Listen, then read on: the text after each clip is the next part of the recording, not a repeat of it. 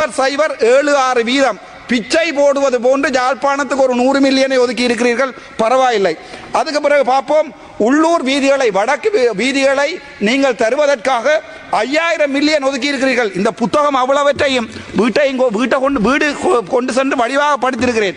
5000 million தருவதாக சொல்லியிருக்கிறீர்கள், நன்றி, நாங்கள் அதுக்கு சந்தோஷப்படுகிறோம். ஆனால் டோட்டல் கேபிட்டல் எக்ஸ்பெண்டிச்சரிலே அவை 0.38% வீதம். அது ஒரு பிச்சை, தமிழனுக்கு போட்ட பிச்சை. ஏனென்றால் உங்களுக்கே தெரியும், உள்ளூராட்சி சபை தேர்தல் வரை இருக்கிறது, அது தவிர மாகாண சபை தேர்தல் இருக்கிறது. ஆகவே பட்ஜெட்டிலே எதிர்கட்சியை குத்துவதற்காக நீங்கள் எங்களுடைய லைப்ரரியை பாவித்திருக்கிறீர்களே தவிர நீங்கள் எங்களுக்கு தந்தது 0.007% சரி, அதையும் வேண்டாம். வடக்கு கிழக்கிலே இதுவரைக்கும் 35 ஆண்டுகள் பெரும் போர் நடந்தது. அந்த போரால் நான் உட்பட எனது சமூகம் கட்டிய வீட்டை கூட இழந்து விட்டு சென்றோம். ஆனால் வடக்கு கிழக்குக்காக நீங்கள் தந்தது 1500 மில்லியன். அது மொத்தம் உங்களுடைய கேபிட்டல் எக்ஸ்பெண்டிச்சரிலே 0.01%. எங்கள் வீடுகளை இடித்து, எங்கள் காணிகளை பிடித்து, எங்களில் 45,000 பேரை கொலை செய்து விட்டு நீங்கள் எங்களுக்கு போடும் பிச்சை 0.1%. அதாவது 0.1% உங்களுடைய மொத்த எக்ஸ்பெண்டிச்சரிலே வடக்கு கொடுத்து விட்டு நாங்கள் சொல்லுகிறோம் வடக்கிற்கு கொடுத்து விட்டோம் என்று. என்ன ஒரு விடயத்தை சொல்லுகிறேன், வட்டுவாகல் பாலத்தை பற்றி கைத்திருக்கிறீர்கள், 1000 மில்லியன் தந்திருக்கிறீர்கள் என்று சொல்லுகிறார்கள். அது மொத்த எக்ஸ்பெண்டிச்சரிலே உங்களுடைய இந்த வருடத்தின் கேபிட்டலை மட்டும் கதைக்கிறேன். ரீகரண்ட் எக்ஸ்பெண்டிச்சரை பற்றி நான் கதைக்கவில்லை. கேபிட்டல் எக்ஸ்பெண்டிச்சரிலே 0.076%, 0.076%. அந்த பிச்சை, நன்றி, அந்த பிச்சைக்கு எங்களுக்கு நன்றி. கதைப்போம். சுகாதாரத்துறையை எடுத்து பார்ப்போம். சுகாதாரத்துறையிலாவது எங்களுக்கு ஏதாவது பிச்சை போட்டு இருக்கிறீர்களா என்று. அந்த சுகாதாரத்துறையிலே மொத்தமாக 382 பில்லியன் உங்களுடைய மொத்த கேபிட்டல் எக்ஸ்பெண்டிச்சர். ஆனால் அதிலே வடக்கு கிழக்குக்கு நீங்கள் தந்திருப்பது, வடக்கிலே ஒரே ஒரு ப்ராஜெக்ட் மட்டும் தான் செய்திருக்கிறீர்கள், PHSCP எனப்படுகின்ற ப்ராஜெக்ட். அதுக்கு நீங்கள் தந்திருப்பது எங்களுக்கு 0.66%. உங்களுடைய பிச்சை எந்த அளவிலே இருக்கிறது என்ற இதில் பார்த்துக் கொள்ளுங்கள். அதற்கு பிறகு கிழக்குக்கு நீங்கள் கொடுத்திருக்கிற பிச்சை 0.8%. தமிழன் பிச்சை எடுப்பதற்கு தயாராக இல்லை என்பதை உங்களுக்கு சொல்லுகிறேன். எனது சகோதரர்கள் வெளிநாட்டில் இருக்கிறார்கள். முடிந்தால் உங்களால் பிரிவென்ஷன் ஆஃப் டெரரிசம் ஆக்ட் எனப்படுகின்ற அந்த சட்டத்தை எடுத்து விடுங்கள். நாங்கள் கொண்டு வருகிறோம் உங்களுக்கு பில்லியன் ட்ரில்லியன் கணக்கான பணம். எனது சகோதரர் உங்களுக்கு கொண்டு வரும், நாங்கள் போடுகிறோம் பிச்சை. நாங்கள் இந்தியாவுடன் பிச்சை எடுப்போம், சைனாவுடன் பிச்சை எடுப்போம். எடுத்த பிச்சையிலே ஒரு 0.01% பிச்சையை தான் எங்களுக்கு போடுவோம். அந்த பிச்சையை ஜனாதிபதி அவர்கள் வந்து சொல்லுவார், இந்த வடக்கு மாகாணத்துக்கு பிச்சை போட்டிருக்கேன். பிச்சையிலும் பிச்சை எடுப்பானாம், ஆண்டி பிச்சை, அதுக்கு பிறகு போடுவானாம் ஒரு பிச்சை. இது ஒரு கேவலமான சிலையா. எங்களுக்கு இது சரியான மனவருத்தம். நான் எங்களுடைய அரசாங்கத்தின் இந்த வரவு செலவு திட்டத்தில் மிகவும் எதிர்பார்ப்போடு இருந்தவன். சரி, அது வேண்டாம், பரவாயில்லை. என்ன ஒன்றை சொல்லுகிறேன், யாழ்ப்பாணத்திலே இண்டஸ்ட்ரியல் பார்க் கட்டுகிறீர்களாம், 300 மில்லியன். மொத்தம் 500லே 3 இடங்கள், அதுல 300 மில்லியன் இருக்கிறதா. அது எவ்வளவு தெரியுமா? மொத்த உங்கள கைத்தொழிலுக்கு போட்ட அந்த மொத்த செலவினத்தின் 1.54%. நாங்கள் கேகேஸை நாங்கள் கட்டுகிறோம். தமிழன் கட்டுகிறான் கேகேஸை. முடிந்தால் கேகேஸை எங்களிடம் தாருங்கள். தமிழர் கட்டுகிறோம். நாங்கள் உங்களுக்கு கட்டி நாங்கள் சீமந்து செய்திருக்கிறோம். நாங்கள் உங்களுக்கு கிண்ணியாவில் இருந்து ஒரு காலத்திலே கரும்பு தந்தோம், ஆணையரவிலிருந்து எல்லாவற்றையுமே தந்தோம். எங்கள் உதிரங்கள் முடுக்க எடுத்து எங்களுடைய இனத்தை அழித்து போட்டு நீங்கள் இப்போது எங்களுக்கு தருவது என்பது சொல்ல தெரியுமா? 0.0 அளவிலான உங்களுடைய பிச்சை. அந்த பிச்சை தான் உங்களுடைய பட்ஜெட். அதற்காகத்தான் எங்களுடைய வாக்குகள் உங்களுக்கு வேண்டுமென்றால் எனது தமிழ் மண் பிழையாக போட்ட 3 வாக்குகளால் இன்றைக்கு ஒரு பேப்பர் கூட வாசிக்க தெரியாத MP மேரத்தான் கொடுத்திருக்கிறார்கள் எங்களுடைய தமிழ் மண். ஏனென்றால் அனுரகுமார சாநாயக்க இந்த 13லே எங்களுக்கு ஏதாவது செய்வார். 13 நாங்கள் இப்போது சிங்கள மக்களுடனும் தமிழ் மக்களுடன் ஒன்றாகத்தான் வாழ ஆசைப்படுகிறோம். எனது மனதில் இல்லை சிங்கள மக்களை ஒரு எதிரியாக நினைப்பதற்கானால் வந்த முதல் நாளில் இருந்து இந்த ஆசனம் என்னை அவமனித்தது, இன்று வரை என்ன ஒரு எதிரியாகத்தான் பார்த்தது. ஆளுங்கட்சிக்கும் எதிர்கட்சிக்கும் உள்ள அடிபாட்டிலே நாங்கள் தான் அவதிப்படுகிறோம். இன்று நேற்றல்ல, 1948ஆம் ஆண்டு எங்களுடைய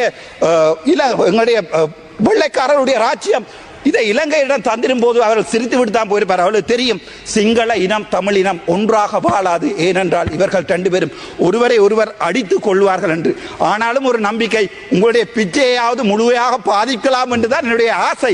அதன் பிறகுதான் பார்த்தேன் DCG மீட்டிங். உங்களுடைய GA பிரதீபன் நேற்றைய தினம் அரசாங்க வாகனம் ஒன்றை கொண்டு போய் அவருடைய மகன் உடைத்திருக்கிறார். பரவாயில்லை, எங்களுக்கு வாகனம் வேண்டாம்.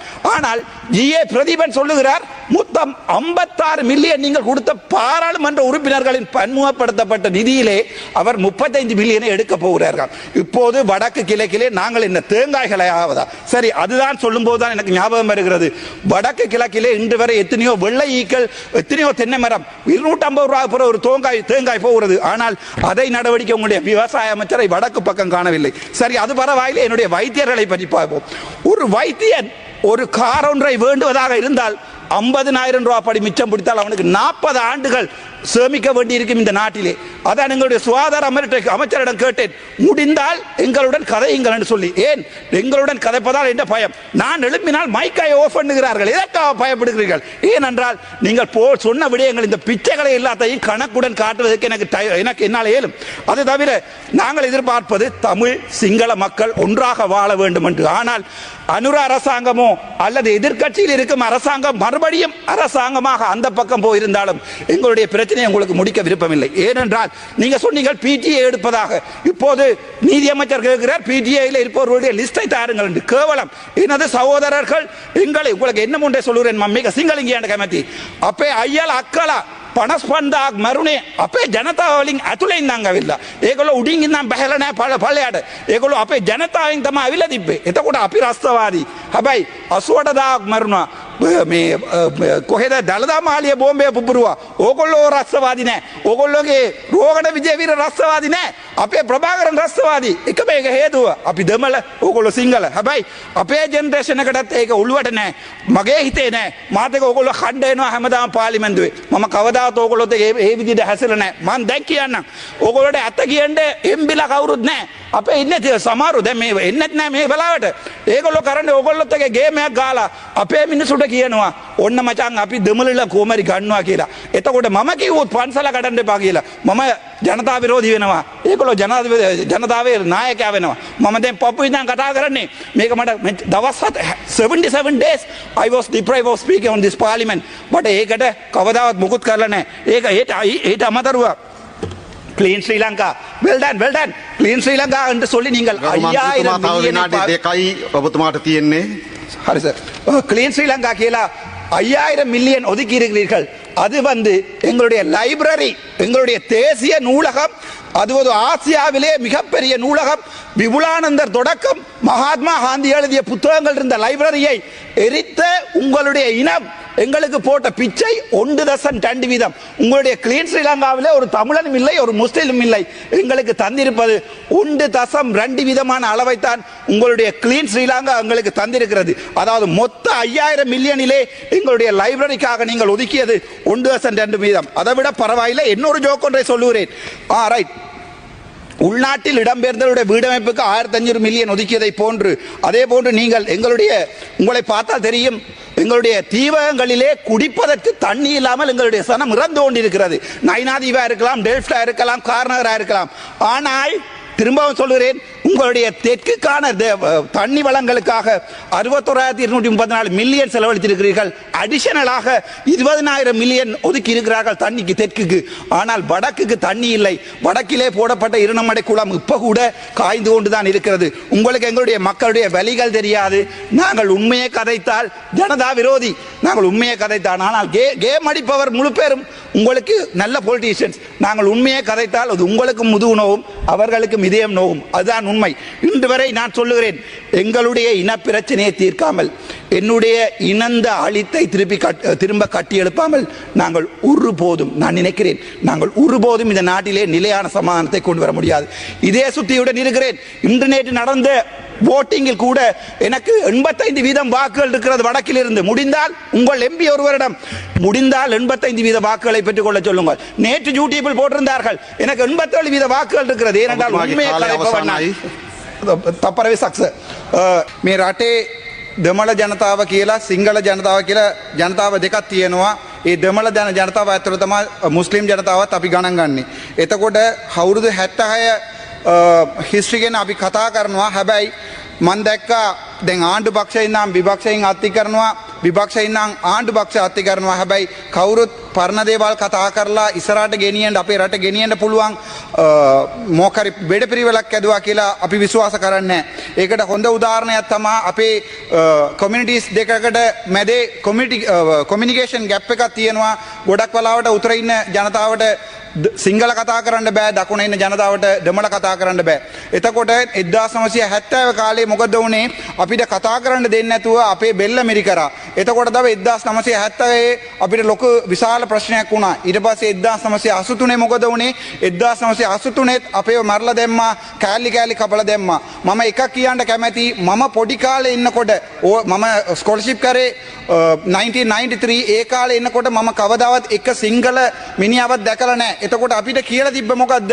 සිංගල මිනිහා කියන්නේ බඩ මේම කරලා කන්න පුළුවන් ජාතියක් කියලා තමයි අපිට කියලා තිබ්බේ. ඒ වගේ ඕගොල්ලෝට සමහර වෙලාවට ඔය මාතින් කියලා ඇති දෙමළ මිනිසු කියන්නේ බෝම්බේ පුපුරලා මාලිගාව පුපුරලා මිනිස්සුව මරන්නේ කියලා ඒ විදිහට තමයි ඕගොල්ලෝ හිතාගෙන හිටියේ. හැබැයි 2009න් පස්සේ අපි දැන් ජාති දෙකම එකතු වුණාට පස්සේ අපිට හොඳ අන්ඩර්ස්ටෑන්ඩින්ග් එකක් ඇවිල්ලා තියෙනවා.